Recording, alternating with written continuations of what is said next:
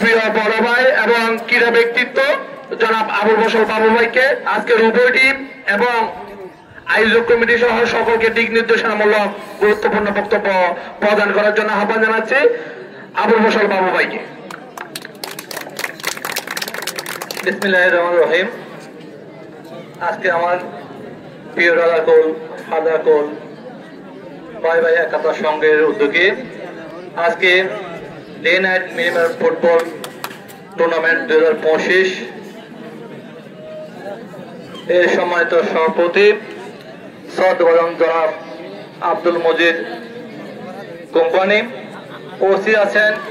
আজকে day night minimum football টুর্নামেন্টের সম্মানিত উদ্বোধক প্রিয় বড় ভাই রামবুতলা বিএনপির সম্মানিত সিনিয়র যুগ্ম আহ্বায়ক জনাব ফুরকান আহমেদ, উপস্থিত কক্সবাজার জেলার স্বেচ্ছাসেবক দলের সংগ্রামী যুগ্ম আহ্বায়ক স্নেহের প্রিয় ভাই আনসারুল হক, উপস্থিত রামবাজার স্বেচ্ছাসেবক দলের বিপ্লবী সচিব আপনাদের এই রাজাকুলের কৃতি সন্তান স্নেহের ছোট ভাই আসাদুল্লাহ, উপস্থিত রাম ক্রীড়া সংস্থার সম্মানিত সদস্য ছাত্র দল নেতা স্নেহের সাহিত্য হোসেন আকাশ, সহ উপস্থিত বৈষম্য বিরোধী ছাত্র আন্দোলনের রাম উপজেলা প্রতিনিধি ছাত্র প্রতিনিধি স্নেহের সাজ্জাদ সহ উপস্থিত আজকে যারা আয়োজক কমিটি সকল নেতৃবৃন্দ সহ আজকে হাদা গোলবাসী সবাইকে জানাচ্ছি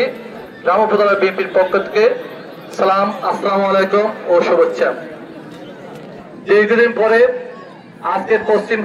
আজকে হাদাকুল এই রাজাকুল একটি সুন্দর একটি মিনিমাম ফুটবল টুর্নামেন্টে আজকে আমাকে এখানে প্রধান অতিথি হিসেবে দাওয়াত দেওয়া হয় এবং আমাকে ধন্যবাদ করা হয়, সহায়তা করা হয়। আমি আপনাদের প্রতি আন্তরিক ধন্যবাদ ও কৃতজ্ঞতা জানাচ্ছি।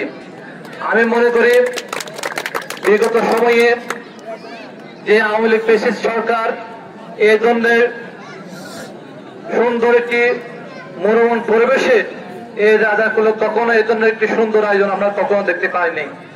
কিন্তু বৈষম্যের বিরুদ্ধে ছাত্র আন্দোলনের মাধ্যমে এই জুলাই আগস্টে ঐতিহাসিক বিপ্লবের মাধ্যমে ফ্যাসিস্ট হাসিনার পতন হয়েছে।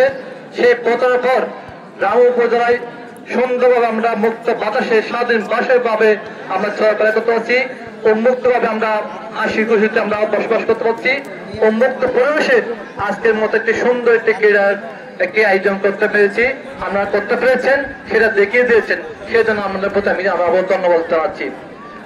এই খেলাধুলার পারে একটি সুন্দর সমাজ করতে, একটি সুন্দর দেশ করতে, সুন্দর একটি বাংলাদেশ করতে আজকে যারা এই হাদাকুলে যারা এই সুন্দর একটি ক্রীড়া ফুটবল ম্যাচ আয়োজন করেছেন, আমাদের এই সুন্দর একটি আয়োজন দেখে আমি সত্যি অভিভূত এবং আনন্দিত হয়েছি। আমি মনে করি এই ক্রীড়াঙ্গনে পারে আমাদেরকে মাদক থেকে দূরে রাখতে, এই ক্রীড়াঙ্গনে পারে আমাদের সমাজ থেকে বৈষম্য দূর করতে, এই ক্রীড়াঙ্গনে পারে আমাদের মধ্যে সকল হিংসা বিদ্বেষ ভেদাভেদ তুলে দিতে। খেলাধুলার কোনো বিকল্প নেই। এই খেলাধুলায় আমাদেরকে মনোবল বাড়িয়ে দেয়, এই খেলাধুলা আমাদেরকে বাঁচিয়ে রাখে, এই খেলাধুলার মাধ্যমে আমাদের মধ্যে ঐক্য সৃষ্টি হয়, আমাদের ভ্রাতৃত্ব বন্ধনের সৃষ্টি হয়। আমি মনে করি আজকে যে খেলা আয়োজন হচ্ছে সেই খেলাগুলো আগামীতেও আরো সুন্দরভাবে আয়োজন চলমান থাকুক।